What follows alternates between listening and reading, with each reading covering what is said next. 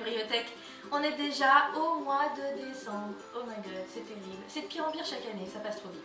Bref, du coup, comme on est au mois de décembre, j'ai décidé de faire une petite vidéo sur la littérature de Noël. Et cette année, j'ai décidé de me concentrer sur la littérature française de Noël qui se passe en France. Voilà, j'espère que vous êtes prêts. Moi, j'ai monté à la cardamome. J'ai pas de chat et j'ai pas de cheminée et ma couverture est en fait sur le canapé, mais c'est pas grave, tout est réuni pour qu'on passe un bon moment ensemble et qu'on parle de littérature de Noël. Alors avant de commencer ce thème bien précis, il faut surtout faire attention déjà au titre trompeur, parce que le mot Noël se retrouve dans beaucoup de titres, mais en fait l'histoire souvent n'a rien à voir avec Noël. C'est notamment le cas déjà avec le livre Joyeux Noël d'Alexandre Jardin. Alors là c'est plutôt l'histoire d'une famille qui a beaucoup de secrets et dont l'un des membres décide de révéler ses secrets, mais finalement le livre s'intéresse plutôt à la quête de la vérité, aux secrets dans une famille et surtout aux faux semblants. Et l'auteur est vraiment dans ce livre en train de jouer aux faux semblants et c'est d'ailleurs bien pour ça qu'il l'a appelé Joyeux Noël. Donc peut-être à éviter si vraiment on cherche de la littérature de Noël. On a aussi L'Arbre de Noël de Michel Bataille. Alors là, ça n'a rien à voir avec Alexandre Jardin et son Joyeux Noël, mais c'est plutôt l'histoire d'un enfant qui tombe malade et qui est condamné. Et qui est condamné pour à peu près la période de Noël. Donc c'est un peu trop triste pour le mois de décembre qu'on aime généralement enveloppé d'une ambiance à peu près positive pour finir cette année exténuante et arriver vers les fêtes de fin d'année dans un bon esprit joyeux de fête. Donc c'est peut-être pas le meilleur moment pour lire L'Arbre de Noël de Michel Bataille. Ensuite, avant qu'on commence à parler sérieusement des titres que je vous recommanderais éventuellement pour ce mois de décembre, avant les fêtes de fin d'année, il faut parler de Romain Sardou. Romain Sardou qui a publié plusieurs ouvrages consacrés vraiment à Noël. Je parle bien sûr de fiction. On pense notamment à Une seconde avant Noël ou Sauver Noël. Alors ça a l'air super bien, ça a l'air bien écrit et puis ça a l'air d'être bien sympa pour en mode, quand on veut être en mode nostalgico-répressif pré-Noël. Sauf que l'histoire se passe généralement en Angleterre. Façon un peu Dickens et son chant de Noël, vous savez, avec Scrooge qui va dans son passé, son présent et son futur. Et alors ça a l'air vraiment très sympa, mais ça rentre pas du tout dans le cadre de la littérature française qui se passe en France pour Noël. Donc on va oublier, mais ça peut être une bonne recommandation de lecture si on veut vraiment passer un bon moment avec son chat, son canapé, sa couverture et puis son thé à la cardamome. Passons maintenant aux recommandations. On peut commencer avec éventuellement Joyeux Noël de Christian Carion. Alors vous savez, c'est en fait ce film qui a été adapté en livre. C'est l'histoire en fait donc de la première nuit de Noël quand la Première Guerre mondiale a commencé en 1914 et lors de cette nuit de Noël, les troupes allemandes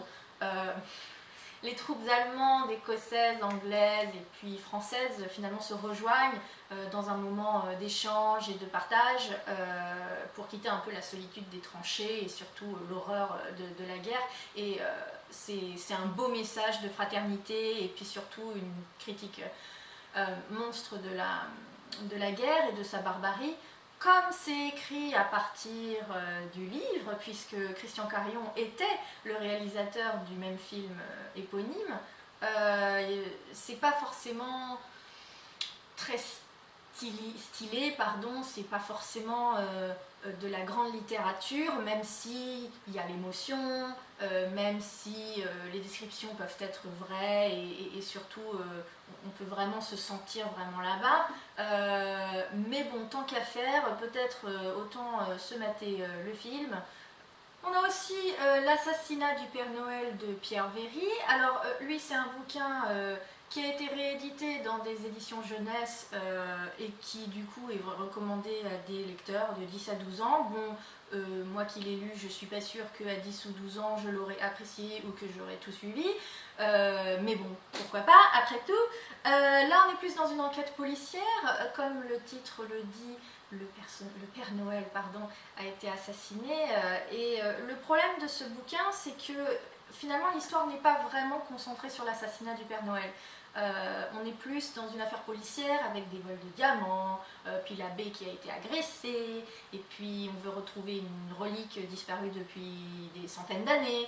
Donc voilà, c'est un livre dans la veine des Rouletabille de Gaston Leroux, mais je dirais que c'est pas aussi bien fait. On a aussi Gaspard, Melchior et Balthazar de Michel Tournier. Alors Michel Tournier, il nous a quittés en ce début d'année 2016, alors pourquoi pas finir l'année avec un roman de Michel Tournier, et puis le mois de décembre est vraiment le mois parfait pour lire cette histoire, qui reprend donc le mythe des rois mages, des 3 rois mages, vous savez, qui se dirigent, qui suivent la comète, qui les emmène vers Bethléem et qui offre des présents à l'enfant Jésus qui vient de naître.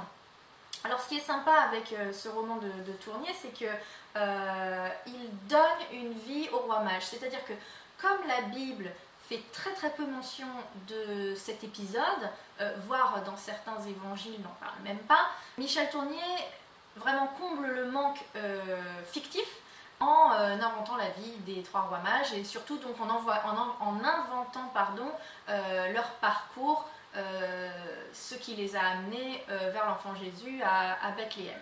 Et ce qui est vraiment sympa avec cet ouvrage, qui est super bien écrit, extrêmement agréable à lire, c'est que Tournier invente un 4e roi mage, celui qui a complètement tout loupé, qui est arrivé à chaque fois trop tard pour finalement faire partie de la légende. Et ça c'est assez amusant quand même. Donc voilà, moi je dirais que c'est pour ceux qui veulent rentrer un peu plus dans le Noël religieux, sans que la religiosité soit lourde. C'est-à-dire que voilà, les propos religieux ne sont pas nombreux et il existe une seule toute petite partie sur la naissance de Jésus avec Marie et Joseph qui cherchent la petite ferme pour pouvoir accoucher. Voilà, c'est vraiment une lecture agréable. Et enfin, pour ceux qui détestent Noël, qui détestent toutes ces guirlandes et ces petites lumières bleues, rouges, blanches, vertes, etc.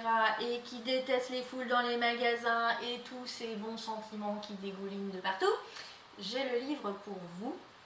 Ça s'appelle L'homme aux yeux de napalm, c'est de Serge Brussolo.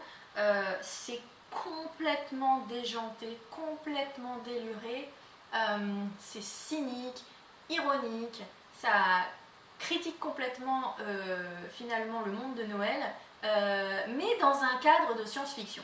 Oui, oui, vous avez bien entendu. Globalement, c'est un personnage qui, qui a eu une rencontre du 3e type dans sa jeunesse et il a fait des choses pas très belles avec cette rencontre du 3e type et du coup, il est un peu condamné à errer dans un monde une espèce de monde de Noël assez sordide. Et c'est vraiment bizarre. Mais je suis en train de le lire et c'est bien écrit et ça surprend à tous les coins de page. C'est vraiment un ovni littéraire.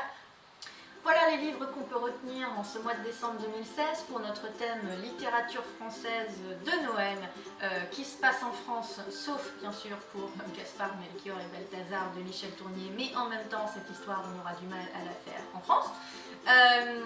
J'espère que cette vidéo vous aura plu et puis on se donne bientôt rendez-vous pour de nouvelles aventures, je sais qu'il y en aura. N'hésitez pas à aller faire un tour sur mon site internet libriothèque.free.fr sur lequel vous pourrez retrouver certaines des critiques des livres que j'ai présentés aujourd'hui.